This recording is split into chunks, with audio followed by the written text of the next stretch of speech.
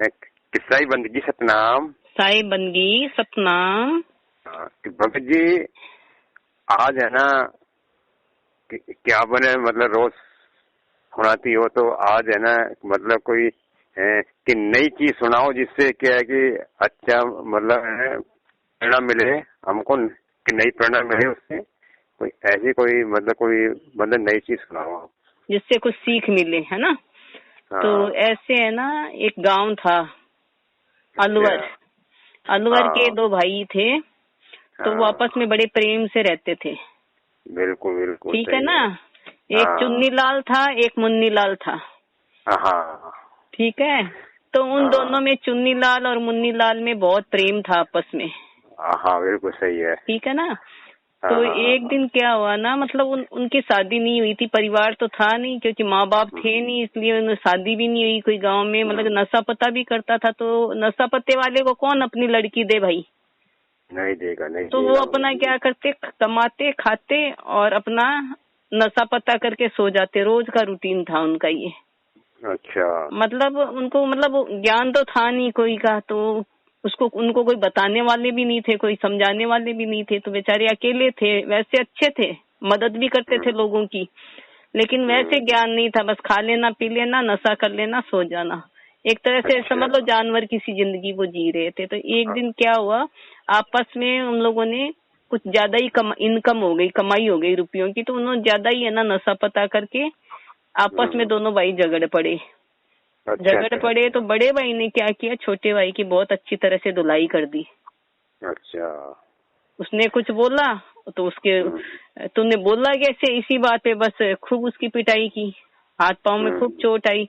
तो वो फिर बोला कि ये तो भाई तो अभी नशे में, एकदम दोनों ही नशे में थे। वो क्या गुस्से से फिर घर से निकल गया, क्योंकि उसको चोट बहुत लगी थी। रोते रोते वो निकल गया घर से। अच्छा अच्छा। निकल गया। वो चलते जा रहा है, भूख से बुरा हाल है। तो एक माई मिली, तो बोले बेटा रोते रोते क्यों जा रहा है, तो बोले मेरे भाई ने मेरे को बहुत मारा, माँ बाप तो है नहीं, अब बिना माँ बाप का हूँ, तो मुझे बचाए कौन।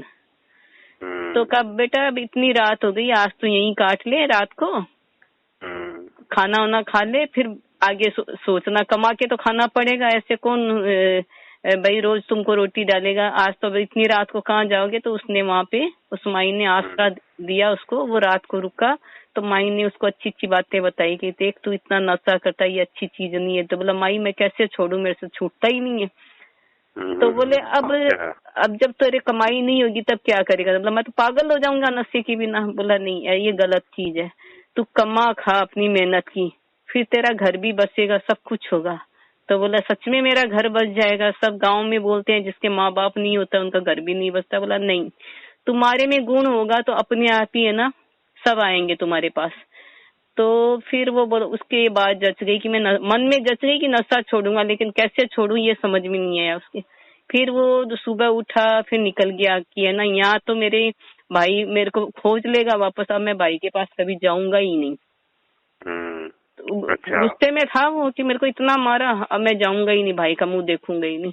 फिर वो आगे दूसरे गांव तीसरे गांव में पहुंचा। आगे आप जानते हो 2-2 4-4 5-5 किलोमीटर में दूसरा गांव आ जाता है।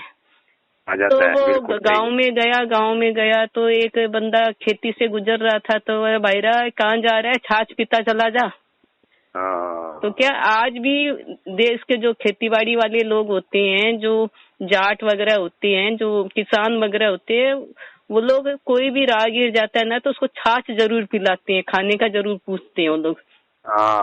पूछते हैं। हाँ पूछते हैं। और कोई भी हो, जिसकी भी खेती है, जो भी किसानी कर रहे हैं ना, अगर उधर से कोई राहगीर जा रहा है नया तो उसकी खैर खबर पूछते हैं, कहाँ से आया, क्या आया, चलो उसको बेचारे को खिला दे पिला दे। तो उसने प्रेम से उसको खिलाया पिलाया।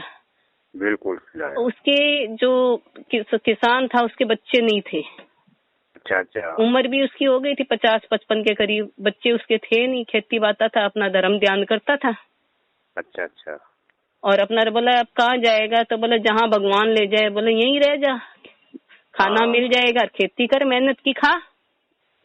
उसने अपनी बोला क्या हुआ, क्यों निकला, तो उसने अपनी आप बिताई, अपने अंदर आप बीती थी ना वो सारी बताई कि हम भाई ऐसे ऐसे हम लोग रोज ये काम करते हैं, सो जाते हैं और मारपीट हो गई हमारी। आज तो रोज थोड़ी बहुत होती थी, आज ज्यादा ही हो गई मेरे। देखो कितनी चोट आई है। तो उसने किसान ने उसकी सेवा की 2-4 दिन, अच्छे से मलहम पट्टी की, उसके जगह जगह खून भी आया हुआ था, क्योंकि उसने में इतना गुस्से मारे तो उसके चोट लग गई बेचारे के। तो उसने मरहम पट्टी की, उसकी सेवा की, और फिर बोला कि कोई बात नहीं है बेटा, आज से यहाँ पे खेती कर, खा। अब वो नशा पता तो सब भूल गया उसका प्यार देख के। वो बोलते हैं ना, जैसे खाए अन्न वैसा होए मन। हाँ बिल्कुल सही है ना। पहले वो मतलब नशे पत्ते में बनाते थे तो उनका दिमाग वैसे ही था। अब जो उनकी जो घरवाली थी वो भजन गा के करती थी, सत्संग सुनते सुनते करती थी। वो नितिन साहब जी का सत्संग सुनती थी।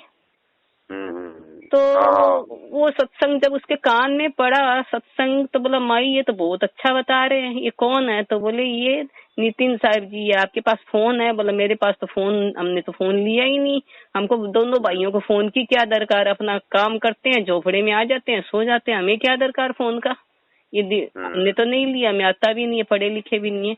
तब उस माई ने ना सत्संग सुनाना चालू किया उसको। अब बोले गुरुजी आने वाले हैं महीना 1.5 महीना में अपने यहाँ, तब तक तू सत्संग सुन ले। उसने सत्संग सुनते सुनते सुनते सुनते उसमें इतना परिवर्तन हो गया कि वो बोला अरे मैं तो पूरा ही गलत चल रहा था, मुझे तो कुछ पता ही नहीं था। मैं तो शनि मंदिर में जाता था कभी कभी, कभी कोई बोल दिया तो माता जी के मंदिर में चला गया, कभी कोई जागरण फोकट का खाना जहाँ मिलता है जागरण होता है वहाँ चला जाता था, सत्संग और होता था। सत्संग करने थोड़ी जाता था, मैं तो खाने जाता था। आज मुझे असली सत्संग सुनने मिला है। तो फिर उसने उसको जो माता जी थी ना, उनके पास एक फोन था पुराना, तो उसने वो नितिन साहब जी का सत्संग दे दिया, कैद कबीर सुनो भाई साधु वाला, जो हम जो मैंने भी देखा था। फिर मैं इस ज्ञान में आई थी, तो वो फिर बोला कि तू इसको सुन। उसको तो ऐसा मतलब हुआ, सत्संग सुनते सुनते वो एकदम उसका सब कुछ छूट गया, नशा पत्ता बीड़ी सिगरेट जो भी गुटखा जो खाता था ना वो सारा भूल गया। और वो बोला कि माई कब आएगा? अब तो मतलब इतना इंतजार। माई बोला भाई नाम तो मुझे भी लेना है, इन्होंने तो ले लिया, अब मुझे ज्ञान समझ में आया था नहीं, अब मुझे समझ में आया है, भाई साहब ने तो ले लिया। तो बोला कि मुझे भी नाम लेना है, कब आएंगे कब आएंगे? फिर जब है ना नितिन साहब जी का उधर चक्कर लगा उस तरफ, तब माई ने और उस जो लड़का आया था ना जो चुन्नी लाल, उसने वहाँ पे नाम लिया अलवर में। अच्छा बिल्कुल। हाँ नाम लिया नहीं, अलवर से वो लोग जयपुर गए नाम लेने के लिए, जयपुर में नाम लिया। अच्छा हाँ जयपुर जाके उन्होंने नाम लिया, पहले अलवर आने की बात थी तो अलवर जयपुर में नाम लिया उन्होंने नितिन साहब जी से। और आज वो बंदा इतना मतलब वो बोलता है जीवन में मुझे पता ही नहीं था धर्म क्या होता है, ज्ञान क्या होता है, और है ना मुझे ये पता ही नहीं था सत्य का संग क्या होता है। जो मैंने नितिन साहब जी का सत्संग सुना ना, तो मेरा तो एकदम दिमाग ही है ना एकदम सही और गलत समझ में आ गया, मेरा तो विवेक जग गया। अब ये लोग है ना एकदम अच्छी, उन लोगों को भी एक सहारा मिल गया, जो बुजुर्ग महिला और जो थे ना भाई साहब, उनको भी सहारा मिल गया, क्योंकि उनके तो संतान थी नहीं। तो बोले अब तू जाके क्या करेगा, हमारा बेटा बन के ही रह ले, यहाँ पे क्या करेगा जाके। उधर वो बड़ा वाला भाई था ना, वो है ना बड़ा विचलित हो गया कि मैंने कई दिन बाद है ना, पहले तो कई दिन तो गुस्सा किया, चला गया तो बढ़िया हुआ, बाद में उसके दिमाग में कई गांव वालों ने समझाया कि गलत किया है तुमने, कुछ भले आदमी थे। तो एक दिन उधर से साधु गुजर रहा था, तो बोला भिक्षान दे, तो उसको कहीं मिला नहीं खाने का, तो वो उसके घर में रात को लाइट जल रही थी, तो बोले साधु बोला मैं दूर से आया हूँ बाबा, कुछ रुकने की व्यवस्था और कुछ देगा? तो बोला कि हाँ बाबा देंगे। वो बोला कि भाई हमारे भाई तो था नहीं, तो ऐसे तो वो लोग कभी किसी को कुछ दिया नहीं था। उस दिन उसने उस साधु की सेवा की और उसको खाना वाना दिया जिस भी हालत में वो था। फिर साधु ने समझाया उसको कि भाई मैं एक शर्त पे खाना खाऊंगा तुम्हारे यहाँ, आज के बाद तुम दारू नशा पता कोई भी नहीं पियोगे। तो बोले आज के बाद नहीं पीऊंगा, कभी भी कोई नशा नहीं करूंगा, गुटखा पुड़िया पान कुछ नहीं खाऊंगा। उसने वहीं पे कान पकड़े और फिर उसने कहा मैंने अपने भाई की ऐसी ऐसी पिटाई कर दी नशे की हालत में। तो बोले ये देख नशा कितनी खराब चीज है, आज तुम लोग दो थे सुख दुख में काम आते एक दूसरे के, हैं। और अच्छा, जो तुम लोग दारू पी के नशापत करके लड़ाई झगड़ा करते, उसकी जगह तुम लोग सत्संग करते, परमात्मा का सत्संग सुनते, परमात्मा का बैठ के 2 घंटा भजन करते दोनों भाई, उसकी जगह तुम लोग अपना जीवन व्यर्थ गंवा रहे थे। तो उस भाई को समझ में आया कि गलती तो मैंने बहुत बड़ी कर दी। बोले गुरुजी अब उनका क्या करूं मैं, आप बताओ। तो बोले कि भाई को ढूंढ और उससे माफी मांग, अपने घर वापस लिया। तो वो निकल गया घर से, साधु भी निकल गया, सुबह वो भी निकल गया घर बंद करके। ढूंढते ढूंढते 15-20 दिन बाद पता करते करते वहाँ खेत में वो पहुंच गया, पूछते पूछते कि वहाँ पे देखा, किसी ने कहा वहाँ मिल सकता है, पता कर लो, एक इस नाम का आया तो था। तब वो वहाँ गया भाई पूछने के लिए कि भाई यहाँ पे कोई चुन्नी लाल नाम का मेरा भाई था, आया था क्या ऐसे ऐसे। तो वो जो उसका जो था ना खेत वाला किसान, उसी को पूछ बैठा। तो बोले मैंने उसको बहुत मारा था, बहुत रोने लग गया वो, मैंने बहुत गलत काम किया। तो वो बोला कि मेरे पास ही है तुम्हारा भाई, चलो तुमको मिलवा देता हूँ, खेती कर रहा है वो तो, मेहनत की खा रहा है। तब जब उसने देखा कि भाई खेती कर रहा है, एकदम सुधर गया और शरीर भी अच्छा हो गया और पहले से देखने में भी हट्टा गट्टा हो गया, एकदम दुबला पतला था और एकदम अच्छे से खट रहा है। तो बोले जब ये खट सकता है तो मैं खट के क्यों नहीं खा सकता हूँ, मैं भी आज से कमाऊंगा। तो उन्होंने कहा इनको काम दिया, मुझे भी आप काम दो, मैं भी काम करूंगा।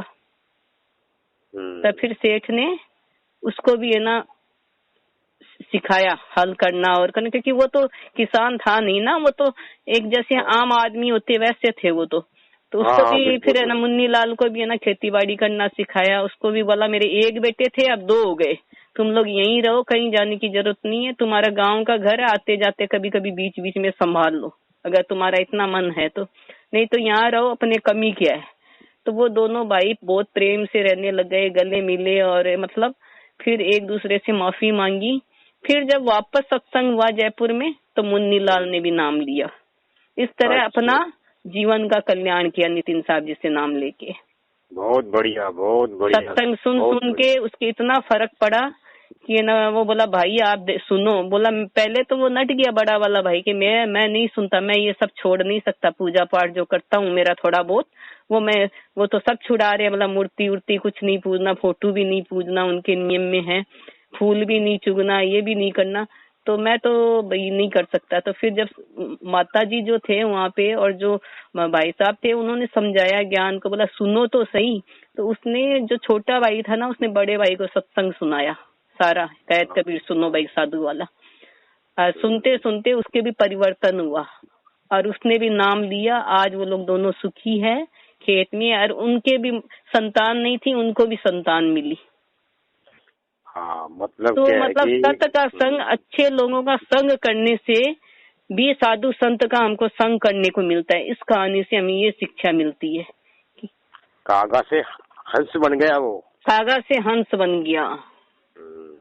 चलो बहुत बढ़िया भगत जी, आज तो बढ़िया, बहुत ही बढ़िया प्रेरणा मिली इससे, बहुत ही संतुष्टि हो गई, मतलब वही ना अच्छी। तो साई बंदगी सतनाम, साई बंदगी सतनाम।